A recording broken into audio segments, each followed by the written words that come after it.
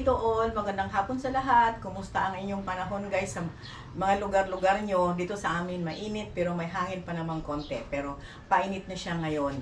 So ang iba-vlog natin ngayon guys, isi-share ko sa inyo yung aking mga na-acquire na mga aglaonema varieties. May luma ako, may bago din. Ngayong 2024, nakakolekt ako ng medyo, mayroon din, mangilan-ngilan. So may rare na konti, pero kahit hindi siya rare, yung iba, basta maganda yung dahon, binibili ko. Malay mo, pag nakapag-propagate tayo, may ibebenta natin. So, bibilangin natin ngayon yung aking mga na-acquire na mga aglaonema guys with IDs. So, ito ngayon, mayroon ako dito, mayroon ako doon, mayroon din ako sa ibaba. So, medyo nakarami na rin ako. So, start na tayo guys.